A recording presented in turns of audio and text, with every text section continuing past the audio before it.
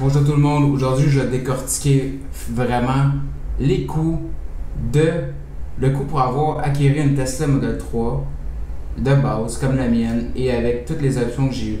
Mais aujourd'hui la Tesla Model 3 ça reste encore une fois le modèle le moins cher qu'il n'y a pas. En tout cas, l'entrée de base chez Tesla qui est quand même rendu dispendieux. L'auto est rendu à 61 980$ de base, comme tu peux voir ici. Par contre, moi quand je l'avais acheté, j'avais payé 59 000 exactement. Par contre, le modèle que j'ai, c'est seulement 430 km d'autonomie. Tesla, pour beaucoup de gens, c'est un véhicule abordable. Pour d'autres, c'est trop cher, what the fuck. Mais en même temps, quand tu y penses, tu as beaucoup de façons d'économiser sur le long terme, surtout avec le prix du gaz. Bref, moi quand je l'ai acheté, ça n'avait même pas rapport avec le prix du gaz. C'était vraiment... Je l'avais essayé sur Turo avec quelqu'un, je l'ai essayé, je suis comme... J'ai jamais essayé une Tesla, je vais louer ça. Et je l'avais loué pour mes 28 ans, le 29 août 2021. Et je me souviens comme si c'était hier, quand j'ai rapporté l'auto, j'ai fait... Je ne veux plus rien savoir des autres chars. Fouille-moi pourquoi, personne ne m'en a parlé, personne ne me l'a vendu, je l'ai expérimenté et tombé en amour.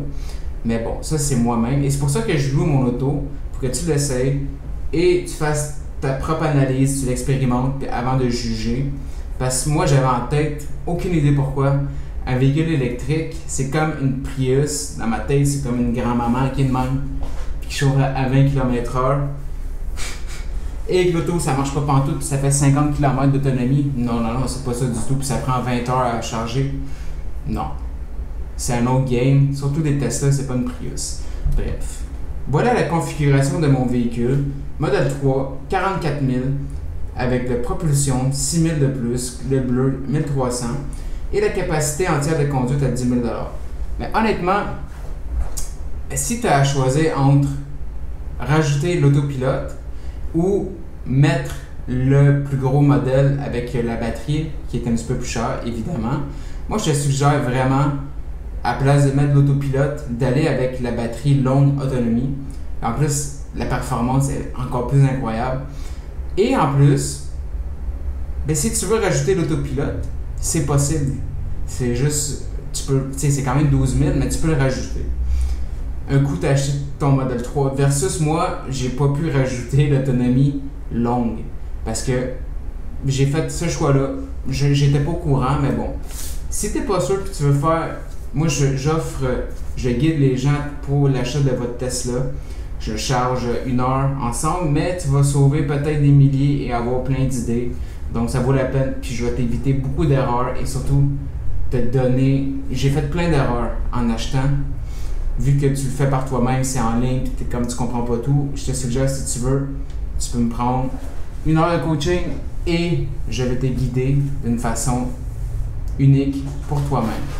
Donc, mon auto m'a revenu à 64 000, comme tu peux voir. 64 780, et aujourd'hui, si tu rajettes le même auto, puis en plus un 2022 comme le mien, c'est 78 000. Fait que, en faisant une vidéo, je me suis rendu compte que mon auto a pris à peu près 15 000 de valeur. Ben, c'est 14 000 plus cher à peu près aujourd'hui. C'est quand même fou quand tu y penses. Mon auto a pris de la valeur parce que l'autopilote est rendu à 12 000, j'ai payé 10 000. L'auto a augmenté de prix pour le 2022 et juin 2022. Et je peux le revendre plus cher aussi parce qu'il n'y a pas d'attente de 6 mois. Voilà pour les prix, combien ça coûte vraiment. Sinon, pour l'immatriculation, c'est 85 $. Ça m'a coûté. C'est pas si cher. Puis aussi, grâce à la subvention, j'ai eu un rabais, moi, en 2021 de 8 000. Maintenant, il est de 7 000. Et j'ai eu un 5 000 de Canada. Donc, j'ai économisé 13 000 $ sur mon véhicule. Et aussi un autre 10 000 parce que je ne paye pas de taxes. J'ai eu de la chance. Par contre, je l'ai créé. Encore une fois, j'aime ça. Je me considère chanceux, mais c'est pas par chance. J'ai créé ma chance, mais je suis chanceux. Sinon, parlons des recharges. L'estimation des coûts, c'est à peu près 1 $ pour la recharger complètement chez toi. Et c'est fou parce que ça coûte à peu près 300$ en électricité pour faire 20 000 km. Et la borne coûte 510$ et l'installer un autre 400$. à peu près. Mets un 1000$ pour installer la borne chez toi. Par contre, comment c'est nice, Québec donne un rabais de 600$ quand tu installes une borne. Fait que tu reviens à 400$. Pense-y 2 secondes, c'est vraiment pas cher. Un autre dépense que j'ai fait, c'est ça ici, l'adapteur recharge SAE. Pourquoi? Parce que je dois, parfois tu veux connecter ton auto dans un circuit électrique, ça prend l'adapteur, puis de toute façon comme je loue l'auto, je voulais l'avoir, fait que c'est un 65$. Sinon, parlons de comparatif essence à gaz, si je peux dire. Mon auto, c'est à peu près la même capacité, la même rapidité qu'une Audi A5, comparation. Puis une Audi A5 de l'année 2021, ça consomme environ 13 km. 13 km. Là, j'ai fait un petit calcul pour faire un petit comparatif. Si je fais 430 km avec une Audi à 15 litres au 100 km, à 2,15$, qui est le prix du gaz aujourd'hui, ça me coûterait environ 140$ de carburant.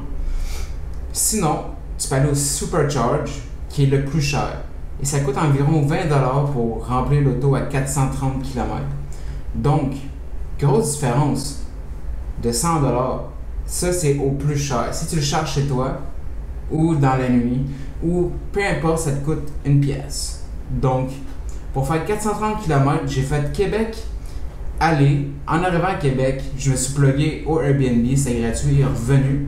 Ça m'a coûté 0, littéralement, en électricité de gaz, versus si tu avais été en auto, ça t'aurait coûté 150$.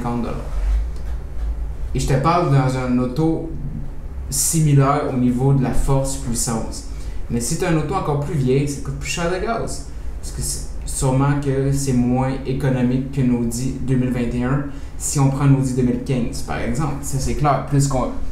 Je crois que plus que l'innovation, plus que c'est neuf comme auto, moins que ça consomme en général. En tout cas, peut-être que je me trompe. Sinon, un autre problème qu'il y a avec les Tesla, que ça peut donner un frais, c'est les breaks. Mais c'est pas un problème parce que les breaks, vu que tu n'utilises jamais les breaks, faut les utiliser. Parce que le problème vient que les breaks vont rouiller parce que tu les utilises pas assez. Fait qu'une fois par semaine, il faut les utiliser. C'est comme une pédale. Fait que quand tu lâches l'accélérateur, l'auto ralentit, régénère par lui-même. C'est malade. Tu conduis avec une pédale ou quasiment zéro. Un autre dépense que j'ai eu, c'est je vais avoir besoin de changer les pneus. Mais là, l'auto a quasiment 30 000 km. Elle a été utilisée par Turo. Et j'ai fait plus de 8 000$ en location déjà. Donc, c'est un coût de 500$ que ça coûte pour des nouveaux pneus. Mais bon, c'est payé par les gens et c'est juste moi qui le loue. Fait que j'ai eu beaucoup de kilométrage parce qu'il y a déjà 30 000 kg en 6 mois. Sinon, j'ai eu quelques problèmes avec ma Tesla. Au début, quand je l'ai eu en mars, un sensor pensait que la valise était ouverte. Alors, quand l'auto détecte que la valise est ouverte, elle ne peut pas aller à plus de 20 km/h. Donc là, je ne pouvais pas me rendre au Tesla parce que je ne peux pas aller à 20 km/h sur l'autoroute. Donc, ils sont venus chercher l'auto. Ils l'ont réparé. Ils m'ont passé un véhicule de courtoisie. Ça a coûté 0. C'est quand même cool. Ça, c'est la première fois. Deuxième shot, j'étais allé faire un changement de rotation. Puis ça a coûté 65$, comme tu peux voir ici. Qui n'est pas cher, mais j'aurais pu le faire ailleurs. Fait que 65$, ça a été une rotation. Et j'ai un autre pépin, c'est que mes fenêtres, quand tu ouvres la porte, la fenêtre baisse pour la pression d'air et elle remonte. Mais ma fenêtre ne baissait plus et ne remontait plus, donc je suis retourné au Tesla. Et encore une fois, ça a coûté 0$. Donc c'est quand même cool à ce niveau-là. Fait que sinon, il n'y a pas vraiment de changement à faire, à part le filtre à air que j'ai changé qui a coûté 15$ et je l'ai fait moi-même. Donc, pour l'instant, après 6 mois, il n'y a pas de dépenses vraiment. Et s'il y a des pépins, c'est garanti. Fait que la seule dépense que j'ai eue, c'est des pneus, rotation et le filtre à air, qui est des choses normales, qui a coûté au total 100$. Et j'ai sauvé des milliers. Parce que je fais beaucoup de kilométrage. Si tu hésites à acheter une Tesla, véhicule électrique, t'es pas sûr, bien, essaye la mienne sur Turo.